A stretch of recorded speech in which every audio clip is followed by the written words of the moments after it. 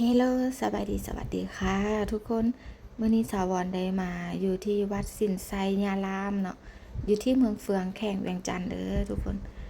นี่เนาะคือแบบวัดแห่งนี้สาวรเคยมาเทื่อนึงแล้วเนาะก็จะมีแบบภูเขาแบบอ้อมรอบแบบนี้เลยทุกคนบรรยากาศคือดีแฮงเนาะมีภูเขามีต้นไม้ใบหญ้าเขียวงามทุกคนเนาะเดี๋ยวสาวรจะพาทุกคนเข้าไปเบิ่งทางด้านในเนาะว่าจะมีอย่างแน่เนาะทุกคนเข้ามาก็จะมีจุดที่เพิ่นให้บูชาธูปเทียนเนาะดอกไม้ธูปเทียนเพื่อเข้าไปกราบไหว้บูชาเนาะพญานาคเนาะทุกคนหรือว่าพระพุทธรูปเนาะหรือว่าพระพุทธรูปนั่นเองทุกคนนี่เนาะตอนนี้เฮาก็มากัน4คนเนาะเดี๋ยวจะเข้าไปทางด้านในเนาะโซนด้านนี้เนาะก็จะเป็นบ่อนที่เพิ่นให้เซาสิ้นเนาะให้ใส่สิ้นเนาะบ่ได้เสียเงินเด้อทุกคนบ่ได้เสียเงินเซาเด้อไผมาเนาะผู้หญิงเนาะต้องใส่ผ้าสิ้นเนาะใส่ฟรีเลยแล้วแต่ศรัทธาไผอยากทำบุญจังซี่ก็ได้เนาะทุกคนไปเดี๋ยวเราจะเข้าไปทางโซนด้านในกันว่าจะมีบรรยากาศแนวใดเนาะเดี๋ยวสาวรจะถ่ายคลิปยาวๆเนาะให้ทุกคนได้เบิ่งพร้อมๆกันไปกันเลยทุกคน let's go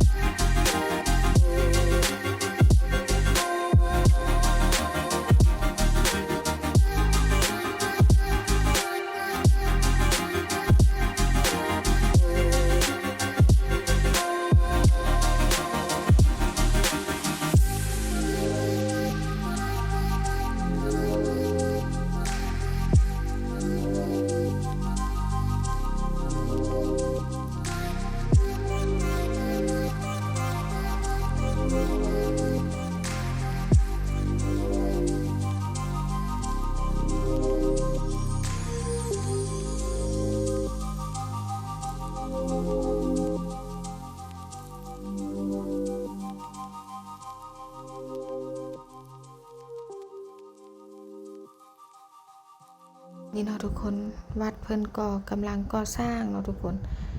แล้วก็มีประชาชนเพิ่นเข้ามากราบไหว้บูชาเนาะก็ถือว่ามีอยู่เนาะแต่ก็บ่หลาย ช่วงเวลาที่สาวรมานี่ก็ถือว่าประมาณ3-4 โมงแรงแล้วเนาะทุกคนก็ยังมีแดดอยู่ทุกคนเข้ามาทางด้านในก็จะมีต้นไม้ใบหญ้าหลายเลยทุกคนคือบรรยากาศก็ถือว่าดีเนาะร่มรื่นเนาะทุกคนเนาะไปเบิ่งทางด้านในอีกเนาะทุกคนก็ถือว่ากว้างขวางเลยนะเนาะเราจะเข้าไปย่างเข้าไปเรื่อยๆเนาะทุกคนวัดนี้เนาะก็ถือว่าเป็นวัดดังเลยเนาะของเมืองเฟืองหลายๆคนเนาะไผมาก็ต้องมาแวะนี่เนาะได้กายไปไกลมาก็ต้องแวะเนาะทุกคนกราบไหว้บูชาหรือว่าบางคนก็ตั้งใจมาบางทีนักท่องเที่ยวก็มาเนาะคือคนไทยจังซี่เพิ่นก็มาอยู่เนาะทุกคนรอบที่แล้วเนาะที่สาวรมาก็มีคนไทยเพิ่นมาทัวร์เนาะมาเที่ยวจังซี่นะเพิ่นก็มาแว่เนาะทุกคนก็ถือว่าเป็นความเชื่อเนาะมากราบไหว้บูชาจุดนี้ก็จะเป็นจุดที่เพิ่นไปมัดแขนไปถวายน้ำอีหยังจังซี่นะทุกคนป๊าดทุกคนมานี่แล้วแบบไกลผานะนี่เนาะไกลภูผาแบบนี้นะเห็นไกลๆเลยแบบงามทุกคนนะโอ้โหนี่เนาะตอนที่สาวรมารอบแล้วนี่เนาะจะยังบ่เป็นแบบนี้นะทุกคนแบบเพิ่นกำลังปรับปรุงนั่นแหละเนาะทุกคนเนาะแต่ก็ยังบ่ทันแล้วนะตอนนี้ก็ยังบ่แล้วอยู่แต่ว่าสาวรมารอบที่แล้วบ่งามแบบนี้ทุกคนมารอบนี้ถือว่างามขึ้นหลายเนาะอันนี้น้องสายสาวรเนาะเฮามานำกัน4 คนเนาะอ้ายมา4 คนนี่เนาะนี่เนาะทางด้านนี้ก็จะเป็นคันไดขึ้นไปกราบพระพุทธพระรูปองค์ใหญ่เนาะทุกคนไปเดี๋ยวสาวรจะพาทุกคนเข้าไปทางด้านในว่าจะเป็นอะไรเนาะนำสาวรมาเลยทุกคน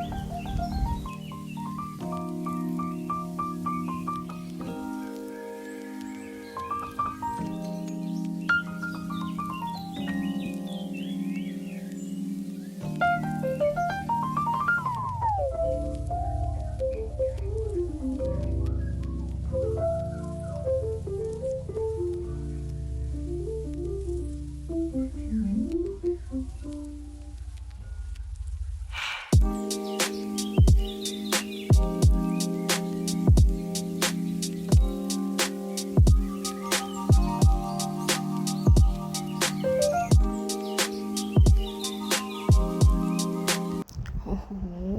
ทุกคนเข้ามาทางด้านในแบบสวยงามแฮงทุกคนป๊าดมีองค์พระพุทธรูปใหญ่เนาะนี่เนาะเพิ่นก็จะเข้ามากราบกันอยู่นี่เนาะทุกคนโอ้โหงามหลายป๊าดอยู่เทิงนี้เพิ่นตกแต่งได้งามหลายทุกคนนี่เนาะอันนี้สาวรก็จะทานแบบบริจาคเนาะทุกคนเนาะไผที่ว่ามีศรัทธาก็สามารถเอาเงินป้อนข้าวนี้ได้เนาะทุกคนนี่เนาะแล้วแต่ศรัทธาเนาะทุกคน